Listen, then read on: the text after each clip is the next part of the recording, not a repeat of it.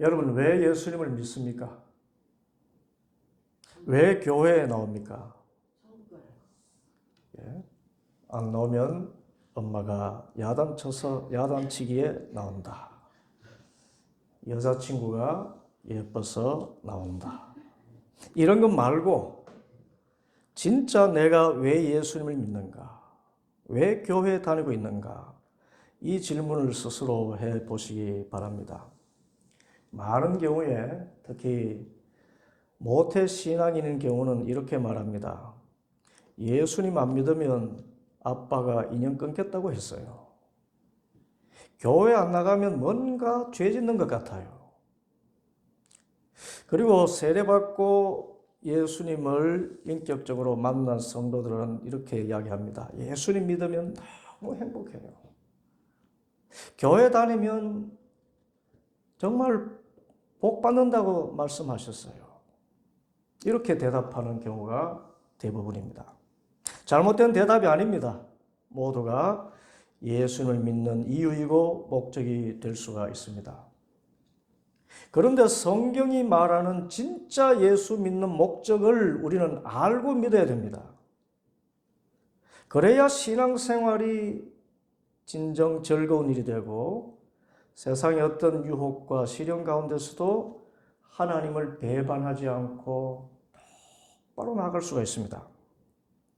그러면 성경이 말하는 예수님을 믿는 목적이 무엇일까요? 두 가지를 말하는데 여러분 앞으로 주님 오실 때까지 결코 잊지 말고 붙드시기를 바랍니다. 그 첫째는 예수님 믿고 영생을 얻기 위함입니다.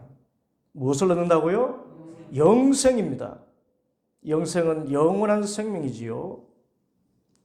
이 세상에 유한하고 고통받는 삶에서 건진받아서 참된 생명을 누리며 사는 것입니다. 그래서 영생을 구원이라고도 합니다. 내 영혼이 세상의 죄악에서 건진받아서 저 영원한 하나님 나라에서 예수님과 함께 영원한 복락을 누리며 사는 것입니다. 이것이 예수님을 믿는 궁극적인 목적이에요. 요한복음 20장 31절 오직 성경을 기록함은 너희로 예수님이 하나님의 아들 그리스도임을 믿게 하려 함이요 또 너희로 믿고 그 이름을 힘입어 생명을 얻게 하려 함이라. 예수 믿는 목적이 예수님 믿고 생명 얻는 것이라고 했습니다. 그러면 왜 영생 얻는 것이 예수님 믿는 가장 근본적인 목적일까요? 그것은요, 하나님께서 예수님을 이 땅에 보내신 목적이 우리에게 영생 주시는 것이기 때문입니다. 함께 암송해 보십시다. 요한복음 3장 16절 시작. 하나님이 세상을 이처럼 사랑하사 독생자를 주셨으니 이는 그를 믿는 자마다 멸망치 않고 영생을 얻게 하려 하심이라. 하나님이 예수님을 이 땅에 보내신 목적이 뭐라고요? 예수님 믿고 뭐 얻는다고? 영생 얻도록 예수님 보내셨다는 것입니다. 그래서 하나님이 우리가 예수님 믿고 영생 얻도록 예수님을 보내셨기 때문에 우리가 예수님 믿는 목적은 뭐가 되어야 됩니까? 영생이 되어야 됩니다.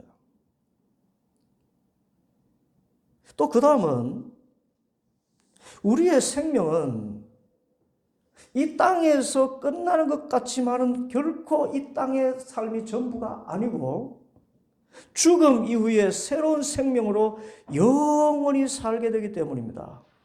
여러분 사후세계를 믿습니까? 사후세계를 믿지 않는 사람들을 유물론자라 그래서 공산주의가 그 대표적입니다. 이 세상에서 삶이 전부라고 생각합니다. 그래서 할 수만 있으면 사람 죽였어라도 최고의 자리에 오려고 하는 그런 악한 일들을 서슴지 않고 하게 돼요. 여러분 성경은 이야기합니다. 히브리서 9장 27절 한 번 죽는 것은 사람에게 정해진 것이요 그 후에는 심판이 있으리라. 왜 심판이 있습니까?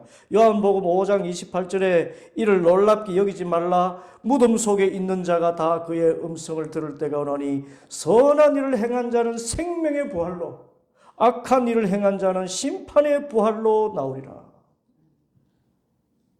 우리가 죽으면 끝나는 것이 아니라 새로운 삶의 시작입니다. 어떤 이에게는 영원한 생명의 부활이 있고 어떤 이에게는 영원한 심판의 부활이 있어요. 그런데 이 영생과 영벌을 가름짓는 것이 무엇입니까? 바로 예수님을 믿느냐 믿지 않느냐에 있다는 것입니다. 요한일서 5장 11절 또 증거는 이것이니 하나님이 우리에게 영생을 주신 것과 이 생명이 그의 아들 안에 있는 그것이니라. 아들이 있는 자에게는 생명이 있고 하나님의 아들이 없는 자에게는 생명이 없느니라. 예수를 믿으면 생명이 있고 예수를 믿지 않으면 생명이 있다 없다? 없다 말씀했어요. 이것이 우리가 예수를 믿는 근본적인 목적입니다. 예수님께서 자주 말씀하셨어요. 마태복음 16장 26절에 사람이 만일 온 천하를 얻고도 제 목숨을 잃으면 무엇이 유익하리요? 사람이 무엇을 주고 제 목숨과 바꾸겠느냐? 여러분, 우리의 생명은 이 땅에서 끝나는 것이 아니라 오는 세상에서 영구히 이어지는데 그 생명이 영생이 되느냐 영벌 가운데 고통받는 삶이 되느냐는 지금 이 땅에서 예수를 믿어 구원 얻는 이 일에 있다는 것입니다. 이에 대해서 세상 사람들이 교회를 비판하는 모든 것들은 정당성을 상실합니다. 여러분, 세상 사람들이 교회를 비판하는 제일 큰 것이 무엇인 줄 압니까? 교회를 왜 비판하죠? 왜 교회가 가난한 사람을 돕지 않고 교회 크게 짓느냐? 그거 비판합니다. 왜 교회가 민주주의를 위해 싸우지 않고 기득권을 지키려 하느냐? 하는 그런 것들이에요. 그런데 이런 사회복지나 민주주의는 우리가 예수님을 잘 믿으면 자연스럽게 나타나는 표징이고 열매이지 우리가 예수님 믿는 근본 목적이 아닙니다. 우리가 예수님 믿는 목적이 사회복지 시설 세우려고 예수 믿는 것도 아니고 민주주의라는 정치 이념을 세우려고 예수 믿는 것도 아니에요. 그것은 열매이고 결과이지 목적이 될 수가 없습니다.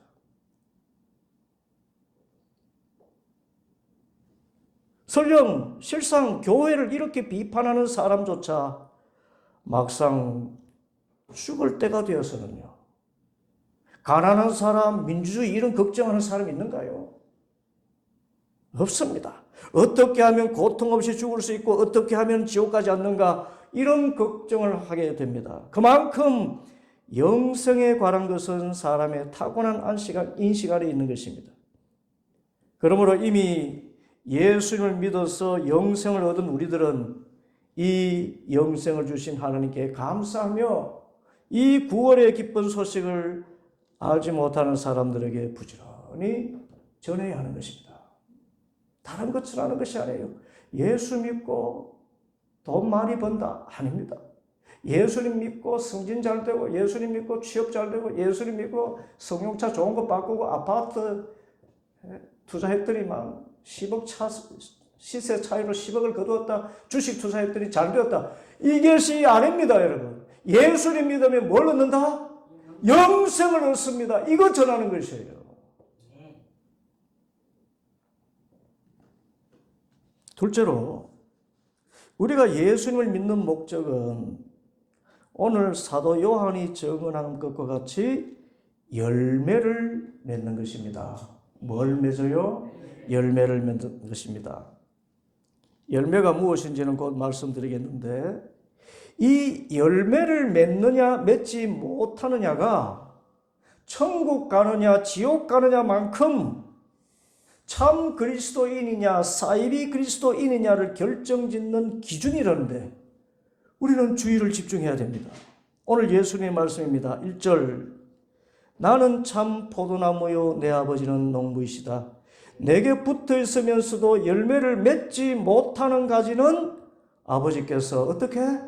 다 잘라버리시고 열매를 맺는 가지는 더 많은 열매를 맺게 하시려고 손질하신다.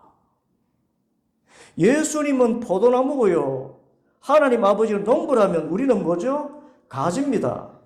그런데 우리들 포도나무 가지가 포도나무인 예수님께 붙어 있으면서도 열매를 맺지 못하면 아버지께서 다 잘라버리신대요.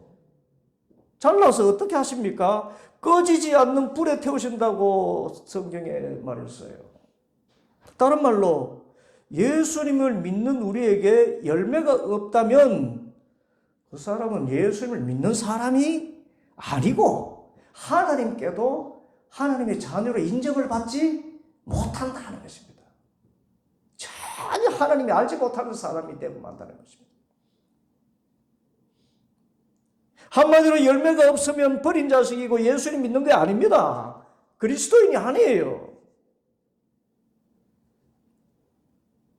그만큼 우리가 예수님을 믿는 목적은 열매 맺는 것이라는 것을 우리가 기억해야 됩니다. 그러면 열매가 뭘까요? 열매는 나무의 본질입니다. 여러분 나무를 많이 알고 계십니까? 제가 조경에 관계된 그런 일을 하면서도 정말 아는 나무가 몇 그루 없어요. 장미를 알겠고 철쭉 알겠고 개나리 알겠고 이 정도 알겠는데 여러분 혹 벚나무와 자두나무, 살구나무와 복숭아나무 이 네 가지 나무를 구별할 수 있습니까? 이 네 가지 나무는요 4, 5월경에 흰색이나 연분홍색 꽃을 피우는데 꽃이 너무 비슷하고요. 잎도 타원형에다가 가장자리에 잔톱니가 있는 것이 이 네 나무의 열매를 보기 전에는 전문가도 잘 구별하기 어렵대요. 다만 그래서 언제 구별됩니까? 그렇습니다. 열매 맺힐 시기에 그 열매가 맺혔을 때 비로소 이것은 복숭아나무였구나, 이것은 살구나무였구나, 이것은 벚나무였구나, 이것은 자두나무였구나 구별할 수 있는 것입니다. 예수님 믿는 것도 마찬가지입니다. 야, 저 사람 인상이 부들부들하고 눈이 선한 걸 보니까 예수님 믿는 사람인가 보다 해서 인사 나눠보면 저는 모태 불자입니다. 여러분 불교도인들 인상이 얼마나 좋은 분들이 많은지 몰라요.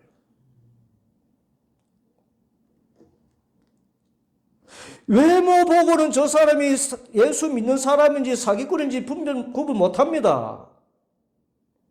높은 지위에 있다고 그 사람이 예수 믿는 사람이라고 우리가 식별할 수 있습니까? 예수 믿지 않는 사람도 얼마든지 높은 지위에 오르게 됩니다. 재물도 마찬가지잖아요. 지식도 마찬가지입니다. 유물론자들 가운데 마크스를 하는 사람 같은 경우는 그 지식으로 전 세계 수억의 사람들에게 영향을 미치는 지식인 아닙니까? 그런데 그가 예수님을 믿는 사람이 아니잖아요.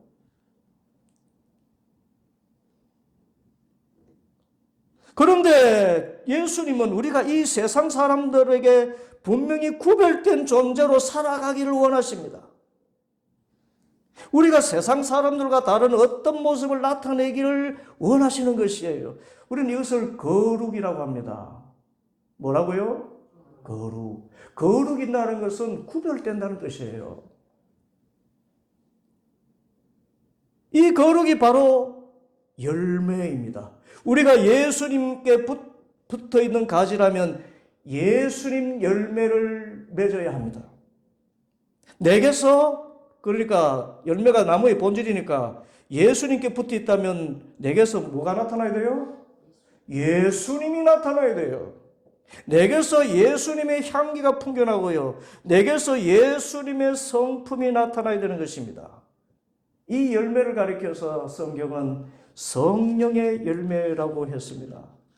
우리가 예수님을 주님으로 고백하는 순간에 성령 하나님이 우리 마음속에 들어와 거하시지요. 이 성령님이 예수님이시기 때문에 예수님의 진액이 우리의 감정과 의지와 생각에 작용하기 시작하는데 꼭 예수님처럼 생각하게 하고 예수님처럼 말하게 하고 예수님처럼 살아가도록 끊임없이 성령 하나님께서 내 안에서 이렇게 역사를 하시는 것입니다. 그 성령님의 열매가 어떤 것이죠? 사도 바울이 갈라디아서 5장 22절에서 말했습니다. 그런데 성령의 열매는 사랑과 기쁨과 화평과 인내와 친절과 선함과 신실과 온유와 절제입니다. 이런 것들을 막을 법이 없습니다. 잘 보세요. 성령의 열매가 뭐라 하면 사랑입니다. 기쁨이에요. 화평과 오래 참는 것이고요. 친절하고 선하고 신실하고 온유하고 잘 절제를 합니다. 여러분, 이런 모습이 지금 우리에게 나타나고 있죠? 우리 주위에 예수님을 믿는다 하면서 이런 모습이 전혀 나타나지 않는 사람이 있다면 여러분, 그 사람은 예수님을 믿는 사람일까요? 믿지 않는 사람일까요? 믿는 것 같은데 믿지 않는 사람이에요. 많은 사람들이요, 예수 믿는 사람 때문에 상처받아서 교회 안 간다 그러더라고요. 그 사람들 보니까 집주인들이에요.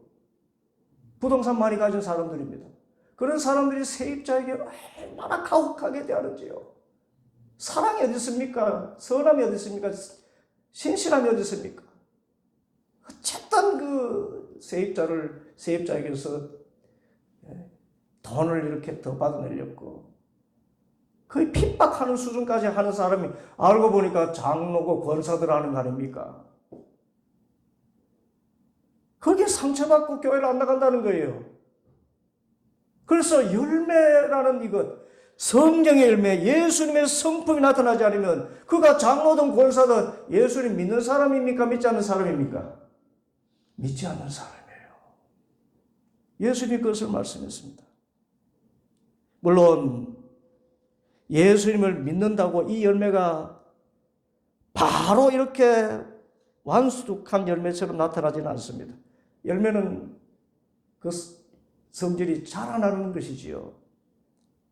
처음에는 나밖에 모르던 사람이 점점점 사람에게 관용을 베푸는 것입니다. 사람을 이해하는 깊이가 깊어지고 또 참는 것도 더 이렇게 깊어지고 점점 사람을 사랑해서 나중에는 원수까지도 이렇게 맞서 싸우지 않고 포용하는 그런 마음을 갖게 됩니다. 또 처음에는 얼굴이 우거지상이 되어서 세상 고민 혼자 다 짊어진 얼굴이었는데 예수님 믿고 나더니 점점 얼굴이 밝아져서 기쁨이 생기고 나중에는요, 세상에 저 사람에게 무슨 기쁨이 있어? 그런데 기뻐한다는 것입니다.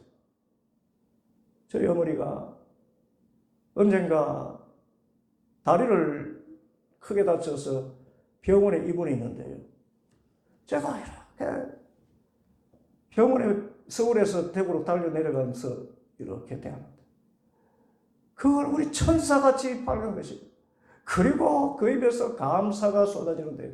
아이고, 허리 안 부러져서 다행하니까. 얼굴 안 다르셔서 다행하니까. 모든 것에 감사하는 수준까지 있는 그 모습에서 야, 우리 어머니는 진짜 예수님 믿는 사람이구나. 이것입니다. 이 예수님의 열매, 성령의 열매가 맺혀져야 비로소 우리가 그리스도인으로 인정받습니다.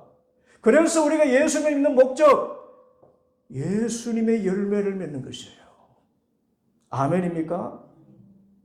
돈 많이 버는 것이 예수님 목적 아닙니다. 이 세상에서 떵떵거리며 살겠다는 것이 예수님 믿는 목적 아니에요. 내가 예수님 믿는 목적은 예수님의 열매고 사랑과 기쁨과 화평과 오래 참음과 자비로움과 양선과 충성과 온유와 절제의 하나님의 성품을 가진 자 되어서 나를 보고 이야, 저 사람은 저럴 때도 참는구나. 저 사람은 저럴 때도 사랑하는구나. 저분은 저럴 때도 기뻐하는구나. 저분의 기쁨이 도대체 어디서 나온 것인가 궁금해서 쳐다볼 정도로, 그래서 그분 때문에 예수님 믿겠다, 하나님 믿겠다 하는 그런 사람이 생겨나는 그런 삶을 사는 것을 주님은 원하신다는 것입니다.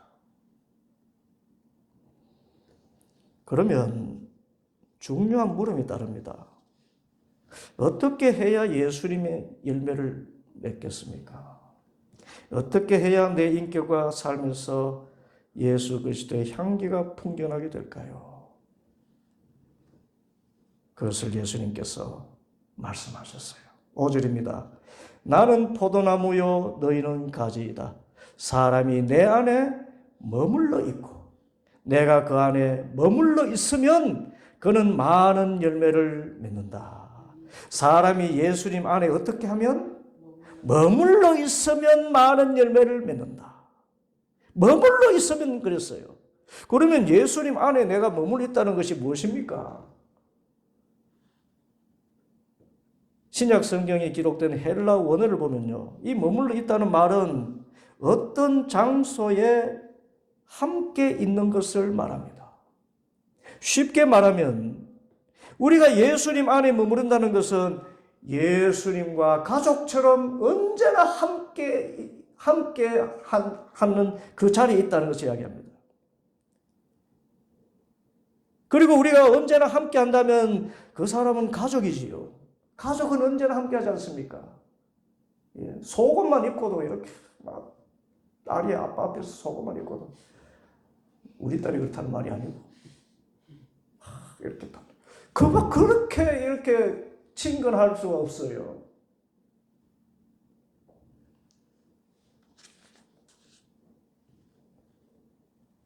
이것을 가정에 비하면 예수님을 가장으로 하는 형제 자매들의 모습입니다. 같이 있는 것. 그러면 가족이 함께 머무를 수 있는 비결이 무엇입니까? 그래서 곧 우리가 어떻게 하면 예수님 열매를 많이 맺을 수 있을까요? 그것은 첫째로 항상 예수님과 친밀한 관계를 유지하는 것입니다.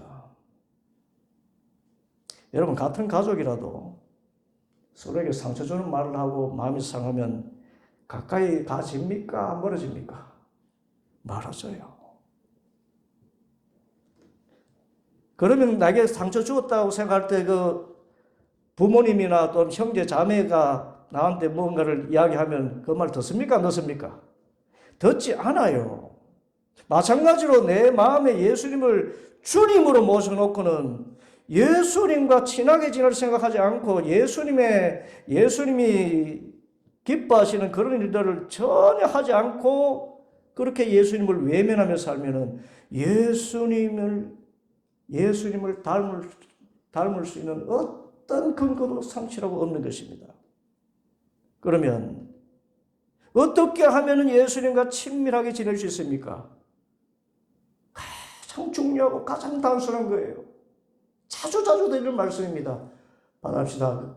말씀과 기도로 거룩하여지느니라. 디모데전서 4장 5절 말씀입니다. 거룩이 예수님의 열매를 맺는 것이라 그랬잖아요. 그런데 그 비결은 말씀과 기도입니다. 말씀은 곧 말씀을 우리가 가까이 하고 말씀을 읽을 때 예수님의 본성이 우리에게 계시됩니다. 왜냐하면 예수님이 말씀 자체이시기 때문에 그래요. 또 예수님의 말씀이 내 마음속에 은혜가 되면서 나는 예수님의 그 모습을 점점 닮아가고자 하는 욕망이 생기고 또 그렇게 닮아가게 됩니다. 기도는 예수님과 가장 친밀한 관계를 유지하는 비결 가운데 비결입니다. 기도가 무엇입니까? 우리가 요구하는 것도 기도지고 간청하는 것도 기도지만 제일 중요한 기도의 근본적인 정의는요, 예수님과 사귀는 것입니다.